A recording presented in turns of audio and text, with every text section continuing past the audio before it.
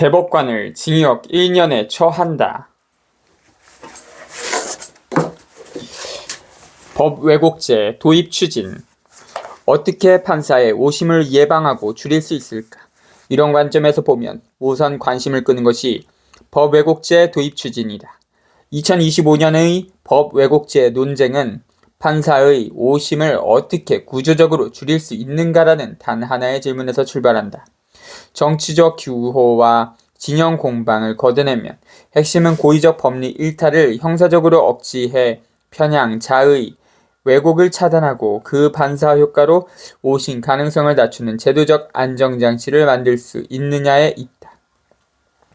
최근 이 질문이 본격적인 입법 문장으로 옮겨 적히기 시작한 출발점은 2025년 5월 13일 더불어민주당 김용민 의원이 법 왜곡한 판검사 사법경찰관 처벌법을 대표 발의한 것이다. 법리를 왜곡해 사실을 조작하거나 잘못된 판결, 처분을 한 경우 최대 징역 10년을 부과한다는 그의 안은 오판을 초래하는 의도적 일탈의 형사적 위험 신호를 켜겠다는 취지를 분명히 했다. 뉴시스 2025년 5월 13일자 인터넷판.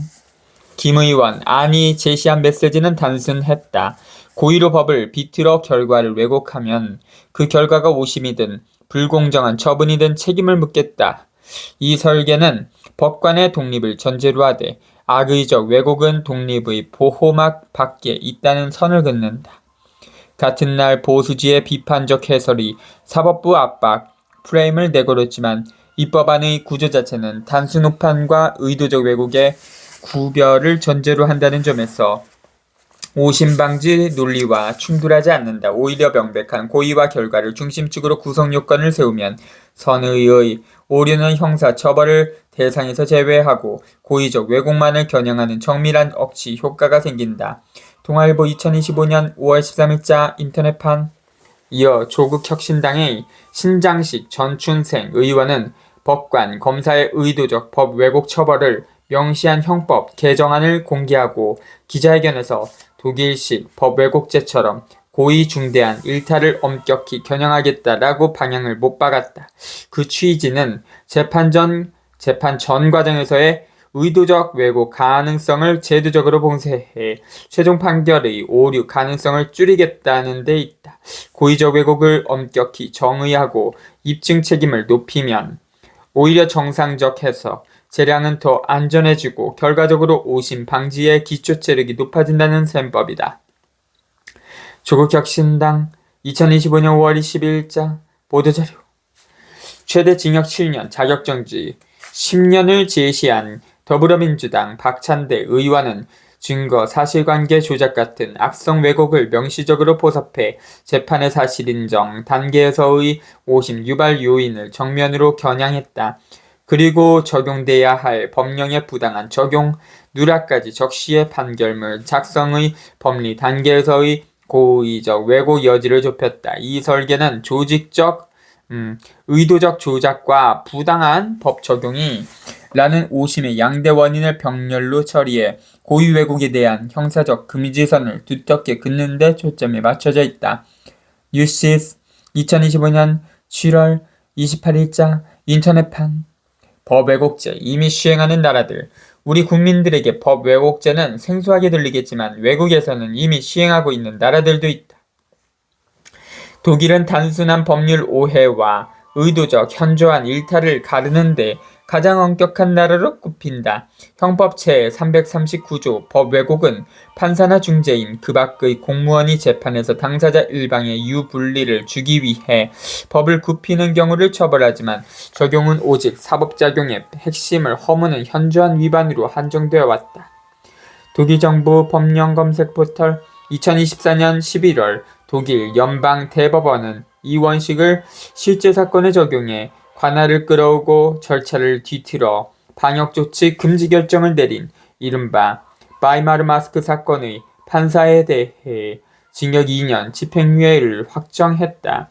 재판부는 법 해석의 의견 차이가 아니라 사건의 유도, 편파적 전문가 선적, 절차 파괴 등 절차의 근간을 무너뜨린 행위가 핵심이라고 못 박았다. 독일 연방대법원 보도자료 2024년 11월 20일자. 스페인은 행정형과 별도로 사법왜곡 형법 446조를 두어 판사가 명백히 불법임을 알고도 부당한 결정을 내릴 때를 처벌한다. 스페인 정부 간보 2024년 11월 23일자 인터넷 대표적 운영으로 2012년 스페인 대법원은 구르텔 사건 관련 불법 도청 지시를 내린 발타사르 가르손 전 판사에게 자격정지 11년을 선고했고 이후 사법평의회가 퇴출을 확정해 조항의 문턱과 효과를 분명히 보여주었다. 스페인 대법원 공지 2012년 2월 9일자 포르투갈의 형법 제369조 사법 거부 및 왜곡은 수사재판 징계 등 절차에서 공무원이 의식적으로 고의로 법에 반해 결정을 내리거나 결정을 회피하면 처벌하고 특정한에 이익, 불이익을 줄 의도가 있으면 가중하며 그 결과가 자유박탈로까지 이어지면 1에서 8년까지 올린다. 포르투갈 공화국 관보통합본 2025년 10월 14일자 인터넷판 대법원과 학설은 단순한 지연 절차 하자만으로는 부족하고 자의적, 고의적 일탈이 있어야 한다는 해석을 반복하며 문턱을 높여 정상적 재량은 보호하되 오심을 낳는 악의적 왜곡만 형사로 걸러낸다. 리스본 지방검찰청 주문 주에 2025년 10월 14일자 인터넷판 프랑스는 잘못된 판결 자체의 형사화를 피하면서 사법기능의 고의적 거부를 직접 규율한다. 형법 제434조 7-1조 사법거부죄는 재판부 구성원이 청구를 받고도 상급자의 경고, 명령에도 불구하고 사법 제공을 거부하면 벌금과 5에서 20년간 공직 취임금지를 부과한다. 이는 오심 그 자체가 아니라 재판받을 권리의 고의적 침해 거부를 경량해 악의적 지연, 회피라는 오심 촉발 요인을 제도적으로 봉쇄하는 방식이다. 레즈 프랑스 2025년 10월 14일자 인터넷판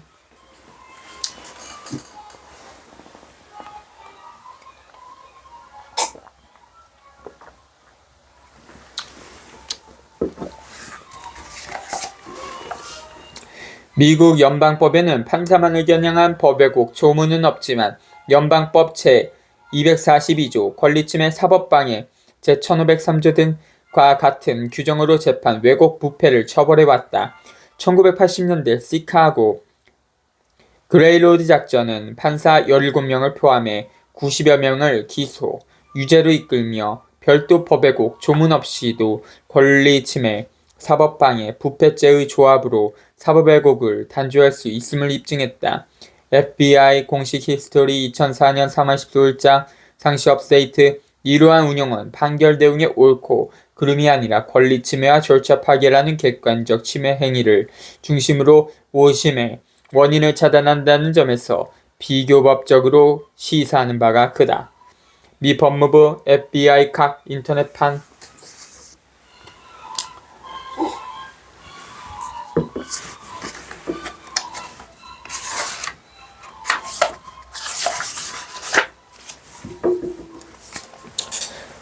법왜곡죄의 공통분모 정리하면 위 국가들의 공통분모는 오심 자체의 형사화가 아니라 의도적 왜곡의 형사화이다. 국내 입법 발의안들은 이런 원칙을 고수하는 것으로 보인다. 오동훈 고위공직자 범죄수사처장은 2025년 9월 25일자 서울신문과의 인터뷰에서 독일의 법왜곡죄 정도라면 사법 면책 뒤에 숨을 수 있는 판사와 검사에 대한 유효한 견제장치는 된다고 생각한다. 법을 다루는 최종적인 법의 해석자가 되는 법관들이 항상 자신을 경계해야 한다는 측면에서 도입에 찬성한다라고 밝힌 바 있다. 1원칙은 입법 기술로 번역하면 1. 고의 요건의 명백화, 의도, 목적 2. 결과의 중대성 요건 3. 사실, 법리 단계별, 왜곡 유형의 구체화 4. 입증 책임 구조의 강화로 표현될 수 있다. 그럴수록 선의의 재판활동은 보호되고 고의 왜곡만 표적화되어 오심을 만드는 유인은 억제된다. 서울신문 2025년 9월 25일자 인터넷판 테니스장 오심에 관련 판사들에게 법왜곡죄를 적용하면 유죄 판결의 가능성이 매우 크다. 법 왜곡죄의 도입은 재판의 공정성이 강화되고 오심이 줄어드는 효과는 확실할 것으로 평가한다. 그리고 그 결과는 정치적 유불리를 넘어 판결문 한 장의 무게를 감당해야 하는 당사자들의 삶에서 확인될 것이다. 만약 우리나라에 법 왜곡죄가 이미 시행되고 있었다면 테니스장 오심은 예방할 수 있었을 것으로 보인다.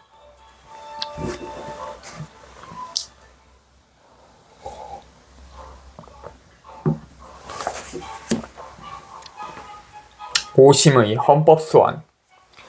여기서 대법원 판결도 헌법소원 대상이 되도록 하자는 법안도 발의되어 있다. 현행 헌법재판소법 제68조 제1항은 공권력의 행사 또는 불행사로 기본권을 침해받은 자는 법원의 재판을 제외하고는 헌법소원 심판을 청구할 수 있다고 못 받고 있어 원칙적으로 재판 내용은 헌법소원 대상이 아니다. 2025년 5월 더불어민주당 정진욱 의원은 이 단서 문구 법원의 재판을 제외하고는를 삭제하는 방식의 개정안을 발의했다. 취지는 대법원 확정 판결이라도 기본권 침해가 명백하면 헌재의 최종 심사를 한 번 더 받게 하자는 것이고 헌법재판소는 국회에 보낸 의견서에서 개정 취지에 공감한다는 입장을 밝혔다. 조선일보 2025년 5월 16일자 인터넷판. 이어 8월에는 한창민 의원이 보다 구체적인 재판 헌법소원 청구권 도입법을 대표 발의했다. 이 안은 단순히 문구를 지우는 수준을 넘어 1. 재판 헌법소원 허용 2. 위헌시 취소 환송 3. 긴급 가처분 허용 4. 형사사건 형사소송법 준용 5. 변형결정 기속력 명문화 등을 담고 있다. 확정된 형사재판 사건의 헌법소원 절차에는 형사소송법을 준용한다는 조항도 포함돼 있다. 요컨대 대상, 기간, 서류, 가처분, 취소, 환송을 한 묶음으로 설계한 전면적 도입안이다. 뉴시스 2025년 8월 18일자 인터넷판. 요약하면 재판을 헌소 대상에 포함시키려는 최근 법안들은 단순 허용을 넘어 청구 요건, 절차, 효력, 가처분, 취소, 환송, 형사사건 준용까지 구체 설계되어 있고 현재도 원칙적으로 취지에 호응한 상태이다. 이 방안 또한 재판에 오심에서 피해자를 구제하는 방법이 될 수 있을 것으로 보인다. 이 제도 하에서라면 테니스장 오심은 단순히 그 적용 대상이 될 것이다. 하지만 이 방안에 대해서는 사심제로 가는 길이라는 비판이 거세다. 대부분의 피고인이 이 제도를 악용할 소지가 크다는 것이 주된 이유이다. 그리고 만약 헌재가 헌법소원을 인용할 경우 향후 해당 사건이 각 심급의 도돌이표 대상이 되어 확정 판결이 내려지기까지 부지하세월이 된다는 것이다.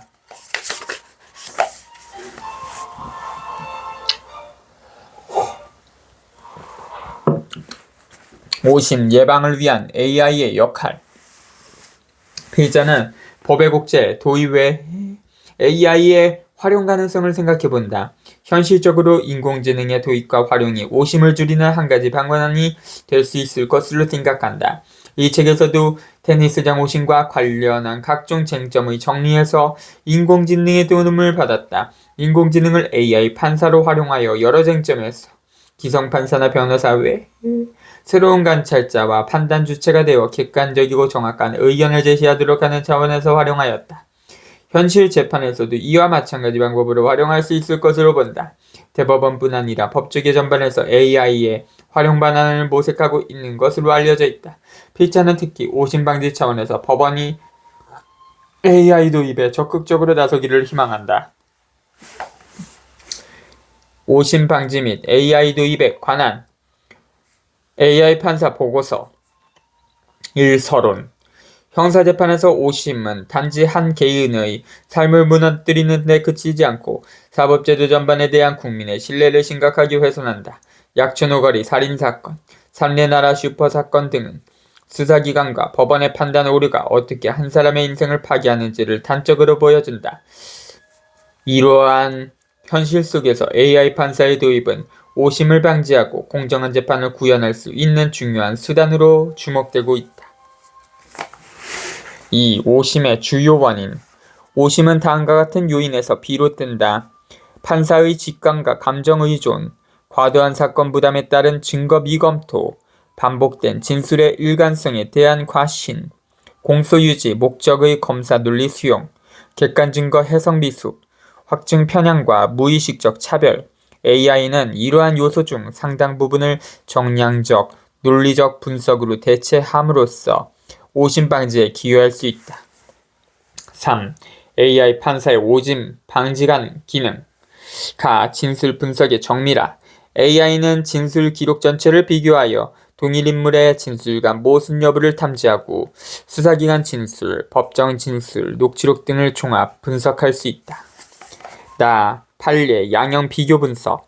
AI는 수십만 건의 판례와 양형 자료를 입력감으로 삼아 유사한 사실관계에서 어떤 판결이 내려졌는지 통계적으로 예측 가능하다. 이는 판사에게 편향된 결론을 자각할 기회를 제공한다. 동영상, 음성, 증거 자동 해석. 이미 실제 감정, 사례에서 보이듯 영상 분석 AI는 3D 재구성 및 행동 분류를 통해 폭행 여부, 밀침 방향, 행동 반응 등을 추정할 수 있다. 이는 인간, 감정인의 해석 한계를 보완한다. 법리 해석, 오류, 자동 탐지.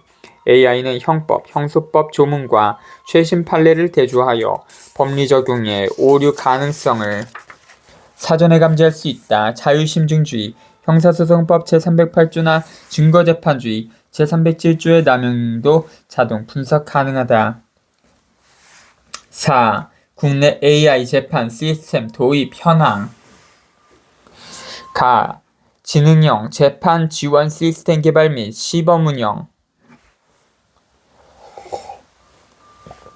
대법원은 2022년부터 지능형 재판 지원 시스템 개발을 추진하고 있으며 일부 법원에서는 시범 운영이 이루어지고 있다. 이 시스템은 판결문 요약, 유사 판례 검색, 사건 자동 분류, 진술 요지, 추출 등을 지원하는 AI 기반 보조도구로 판사의 판단을 보조하는 목적으로 설계되었다. 단독으로 법적 판단을 내리거나 판결문을 확정하는 기능은 없으며 모든 결과물은 법관이 최종 검토, 확정한다. AI 재판 관련 연구활동. 법원 행정처, 산하, 사법정책연구원 및 정보화 센터를 중심으로 AI의 재판 보조, 활용에 관한 다수의 정책 연구와 파일럿 프로그램을 운영하고 있다. 여기에는 일부 판사와 기술 전문가들이 참여하고 있으며 AI를 활용한 판례 추천, 법률 요약, 사건 분류 정확도 개선 등에 대한 연구가 진행 중이다. 다만 아직 판결 예측 알고리즘의 본격적인 실무 적용은 이루어지지 않았고 이와 관련된 실증적 정확도 검증은 제한적으로 이루어지고 있다.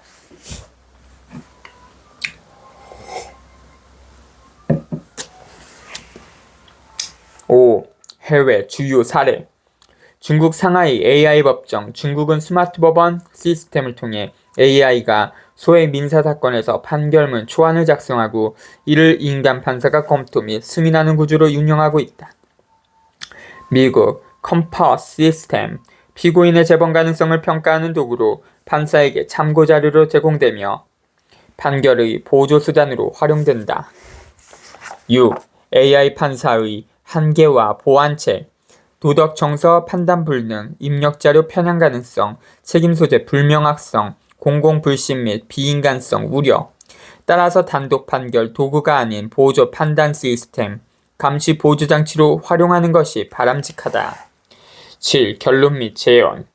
AI 판사의 도입은 사법의 오류를 줄이고 합리적이고 일관된 판단을 가능케 하는 유력한 수단이 될 수 있다. 특히 오심을 이야기한 주요 사례의 구조적 원인을 AI가 보완 가능하다는 점에서 AI는 오심 방지 장치로 작동할 수 있다. 18.